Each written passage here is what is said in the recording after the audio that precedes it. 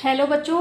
तो आज का जो मेरा टॉपिक है वीडियो का या मेरी टीचिंग का वो है कर्सिव राइटिंग, यानी how to write cursive writing. Cursive writing समझने के लिए आपको 2 से 3-4 बातें समझनी होंगी। सबसे पहला तो आपको A to Z capital letter, small letter. देखिए ABCD जब हम पढ़ते हैं छोटे पे, बचपन में, चाइल्डहुड में, तो वो 4 तरह से पढ़ते हैं। और वो क्या होती है? पहली तो होती है कैपिटल यानी बड़ा, जिसको बड़ी ABCD लोग बताते हैं और कहते हैं।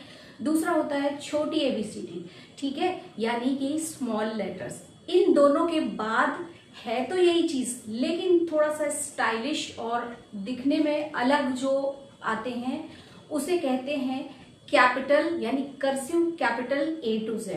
और जो दूसरा आता है वो है small cursive A to Z, यानी कि ABCD को हम 4 तरह से लिखते हैं। तो जो नॉर्मली ABCD होती है वो तो आपने बहुत लिखी है, बहुत देखी है।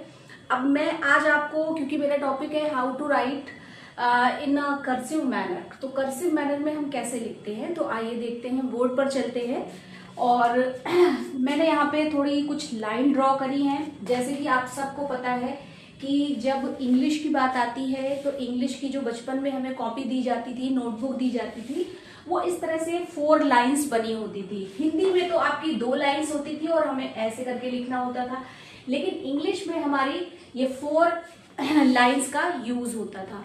तो वो क्यों होता था? क्योंकि एक रूल रेगुलेशन पे बेस्ड है इंग्लिश का A to Z, आइदर छोटा हो या बड़ा, यानी कैपिटल लेटर्स हो और स्मॉल लेटर्स हो। तो इसी वजह से मेन रीजन यही है कि लाइंस वाली कॉपी बच्चों को दी जाती है, क्योंकि उनका हैंडराइटिंग अच्छा रहे और कौन सा वर्ड कितनी लाइन में आ रहा है वो भी उन्हें पता रहे। तो फिलहाल यहाँ पर मैंने आपको लाइंस ड्रॉ करके बताई हैं और अब हम लिखेंगे। तो एक पैराग्राफ होगा या जो भी कह ले आप, स्टोरी होगी पुरानी, तो मैं उस तरह से वो लिखूंगी।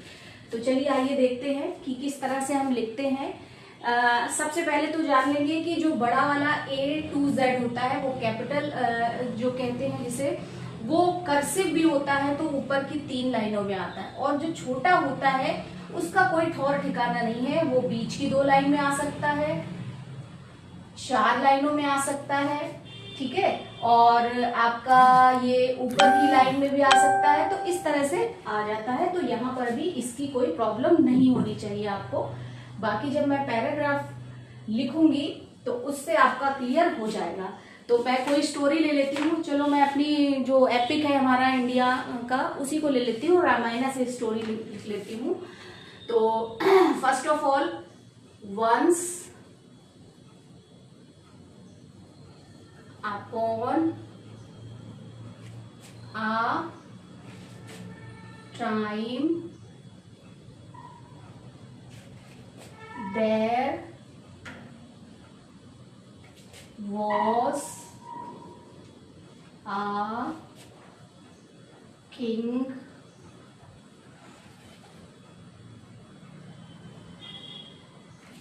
named,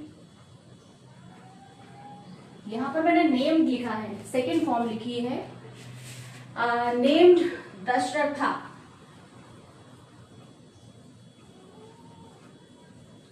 देखिए कर्सिव के लिए मैं आपको बता दूं, एक चीज बता दूं, यहां से सेंटेंस फिनिश होता है। तो जब हम कर्सिव राइटिंग लिखते हैं तो हमें कुछ बातों का ध्यान रखना होता है। वो बातें क्या है कि देखिए, जब मैं कर्सिव लिख रही हूं तो मैंने पेन या मार्कर को उठाया नहीं है। तो सबसे जो इम्पोर्टेंट बात है वो है पेंसिल या पेन या फिर मार्कर, आप जिससे लिख रहे हो, चौक से भी इवन लिख रहे हो, तो आपको वो उठाना नहीं है। फॉर एग्जाम्पल के लिए अगर मैंने यहाँ पे दशरथा लिखा तो देखो मैंने क्या किया, मैंने उठाया। और जब आप उठा देंगे तो कर्सिव का ये तरीका नहीं होता है। अब आप देखिए फर्क, देखिए था, ठीक है, दशरथ, राजा दशरथ का नाम लिखा है। तो यहाँ पर मैंने मार्कर को उठा के चलाया है। और कर्सिव का सबसे बड़ा रूल जो हम बच्चों को बताते आए हैं वो यही है कि पेंसिल को उठाना नहीं है, यानी कि किचिर पिचिर करते ही रहना। तो मैं मजाक कर रही हूँ। वो एक्चुअली है क्या, जो बच्चे होते हैं ना, तो जब स्टार्टिंग में हम लोग भी जब छोटे थे तो नहीं समझ में आता था, तो हम लोग भी कभी यू को डब्लू, डब्लू एम को एन, कुछ इस टाइप से बनाते थे, तो बड़ा कचिर पचिर सा होता था। और जब मैं भी जब पढ़ाती हूँ तो बच्चों को तो वो इस तरह से बनाते हैं, समझ में ही नहीं आता है कि डब्ल्यू है कि एम है कि एन है। तो ये बात तो खैर सच भी है और मजाक की भी बात रही। बाकी हम आगे बढ़ते हैं। तो once upon a time there was a king named Dasharatha. ठीक है, ये मैंने इंडियन एपिक जो महाभारत रामायण है उससे लिया है। और उसके बाद he had 4 sons। Get it? तो यहां से सेंटेंस फिनिश होता है, दैट्स वाई फुल स्टॉप लगाना ही लगाना है। he had 4 sons and 3 queens। QUEENS। ये हो गया हमारा। तो आपको समझ में आ रहा होगा कि मैं वर्ड कैसे बना रही हूं। सबसे पहले तो आपको पेन नहीं उठाना है। दूसरी बात जो याद रखनी है वो ये है कि जब आप कर्सिव लिख रहे हो तो इस बात का ध्यान रखें कि आप यू बना रहे हैं कि आप वी बना रहे हैं। तो ये सारी चीजें आपको ध्यान रखनी है। यहाँ पर मैं एक रामायण से स्टोरी है वो लिख रही हूँ और आपसे हम्बल रिक्वेस्ट है कि चैनल को सब्सक्राइब कर लें अगर आपको ये टॉपिक पसंद आता है तो। बाकी लाइक शेयर करना ना भूलें। स्टोरी में हम आगे बढ़ते हैं। He had 4 sons and 3 queens। और Rama was his eldest son। ठीक है, Rama was his eldest son and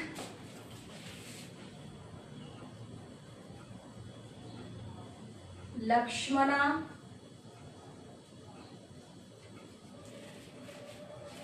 Bharata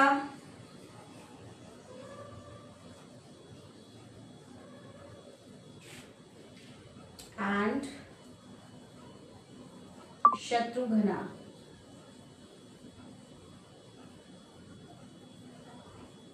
ये देखते जाइए, मैं पेन बिल्कुल नहीं उठा रही हूं, इसी तरह से आपको करना है। Sita was Ram's wife। Story तो हमारी पूरी नहीं हो पाई है, लेकिन आई होप कि कर्सिव राइटिंग कैसे लिखते हैं वो आपको समझ में आ रहा होगा। और आप देख सकते हैं यहाँ पर कि और एक चीज और है कि जब कर्सिव राइटिंग लिखते हैं तो थोड़ा सा कहीं ना कहीं देखिए तिरछा सा लिखा हुआ होता है। बिल्कुल एग्जैक्ट कुछ लोग सीधा लिख लेते हैं, क्योंकि ज्यादातर क्या है कि जब बच्चे लिखना शुरू करते हैं तो या बच्चों को जैसे हम लिखना बताते हैं तो इस तरह से तो थोड़ा सा कुछ टेढ़ा या तिरछा सा लिखा होता है। सीधा भी आप लिख सकते हैं, ये कोई डजंट मैटर, ये कोई वैसी बात नहीं है। आप अगर ऐसे चाहें तो ऐसे भी लिखे, लेकिन जो सुविधात्मक तरीका है वो थोड़ा सा कहीं ना कहीं जो है ये थोड़ा सा देखिए थोड़ा सा हल्का सा टैपर यानी तिरछा जो हो जाता है। तो कर्सिव की यही पहचान है और इस पर मैं ऑलरेडी एक वीडियो पहले बहुत टाइम पहले बना चुकी हूँ। तो उसमें मैंने कैपिटल जो A to Z है वो भी लिखना बताया है। बाकी अभी मैंने कुछ टाइम पहले लाइव क्लास में भी कैसे कर्सिव राइटिंग लिखते हैं उसका भी बताया, तो आप वो भी चेक कर सकते हैं। और यहाँ पर कुछ इस तरह से पैराग्राफ है। अब मैं क्या करती हूँ, इस पैराग्राफ को पढ़ के बताती हूँ। और ये मैंने अपने मन से लिखा था और स्पेस नहीं है, मैं समझा रही हूँ। तो यहाँ पर मैं आपको ये भी बता दूं सबसे पहले कि जब भी कोई हम स्टोरी की बात करते हैं या अपने बीते समय की बात करते हैं तो सारे टेंस पास्ट में बनते हैं। तो पास्ट इंडेफिनिट भी हो सकता है, पास्ट कॉन्टिन्यूअस भी हो सकता है, पास्ट का परफेक्ट। तो कहने का मीन टू से कि every sentences are into past, यानी क्योंकि जो समय बीत गया है तो ऑब्वियसली जाहिर सी बात है कि हम पास्ट की ही बात कर रहे हैं। तो अब ये देखते हैं कि यहाँ पर सेंटेंस में मैंने क्या लिखा है, क्या किया है, कौन सा टेंस यूज किया, कौन सा सेंटेंस यूज किया और इसकी हिंदी क्या है। So first of all I need to clean extra जो मैंने लिखा था ना, तो सो yeah, it is done. Okay. So first of all, once upon a time there was a king named Dashratha. यानी कि this is a complete sentence. यानी complete sentence क्या होते हैं?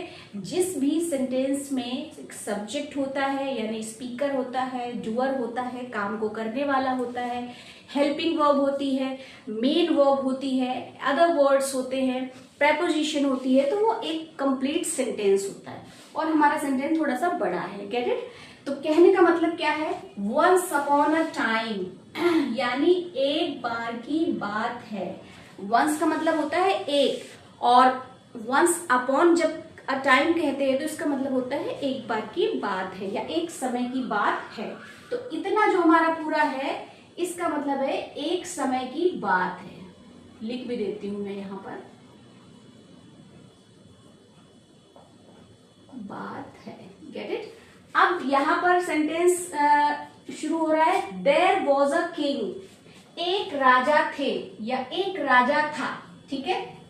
एक राजा थे। अब रेस्पेक्टिव पर्सन है तो हम था नहीं कहेंगे, थे कहेंगे। और देयर जो है आपका, मैं बता दूं, इंट्रोडक्टरी सब्जेक्ट है। अब ये इंट्रोडक्टरी सब्जेक्ट क्या होते हैं? मैंने इस पे बहुत शॉर्ट वीडियो बनाया है। इंट्रोडक्टरी सब्जेक्ट होते हैं there and it. So where we use there and it. It, we talk about it, so it is for singular subjects, okay? Or introductory subject mean to say when we don't have or we are not able to see the subject in a particular sentence. So फटाक से हम there या it ले लेते हैं। अब criteria क्या है कि where we use it and there।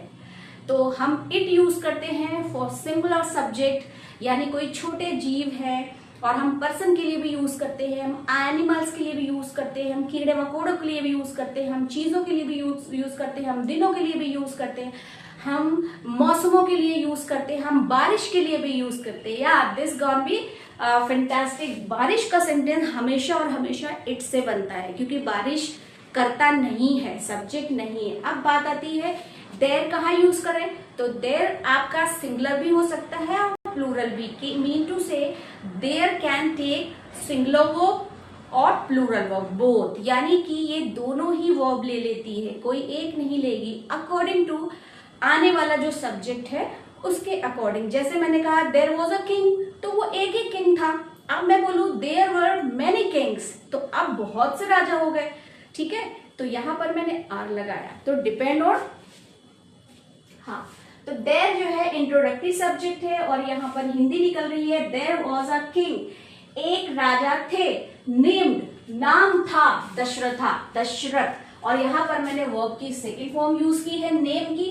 Name की सेकंड फॉर्म नेम्ड होती है, और इसका मतलब होता है कि नाम था, या नाम रखा हुआ था, या नाम उनका हुआ था, ठीक है? और दशरथा तो आपको पता ही है, फादर ऑफ राम। नेक्स्ट है, हाँ, एक चीज I just forgot to tell, हाँ, मैंने अभी बताया कि पास्ट टेंस, और यहाँ पर मैंने वॉज लगाया तो सिंपल पास्ट है। और यहाँ पर ही हैड 4 sons, या this line can be interesting because when we use has, have and had, हम has, have and had use करते हैं when we are having something और are ownership to something. For example, I have a marker, या I have a black marker, या I had a black marker. Get it?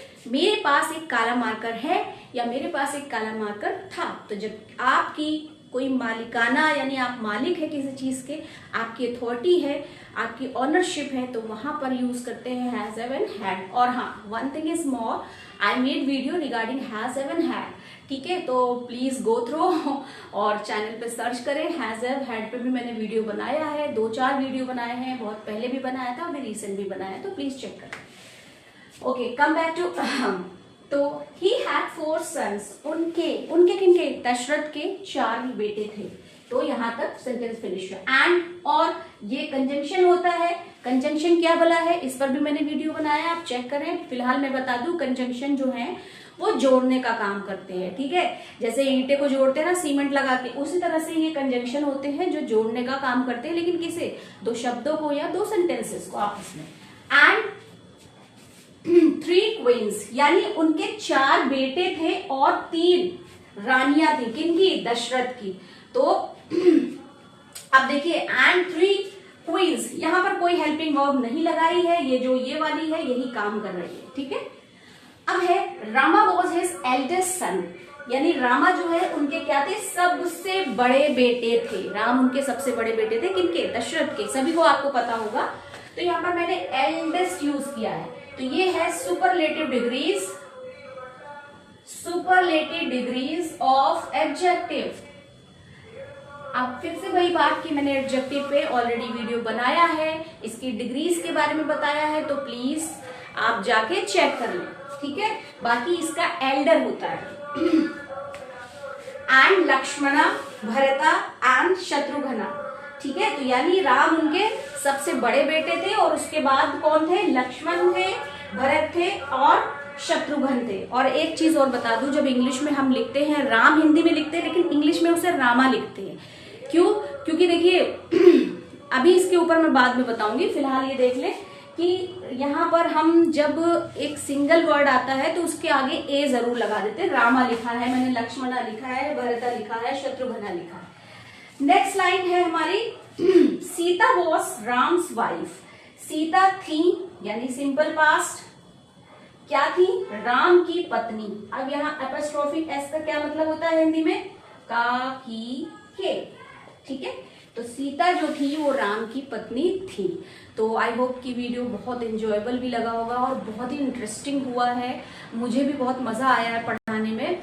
तो please comment से मुझे जरूर बताइएगा कि आपने इस वीडियो से क्या सीखा और कितना सीखा।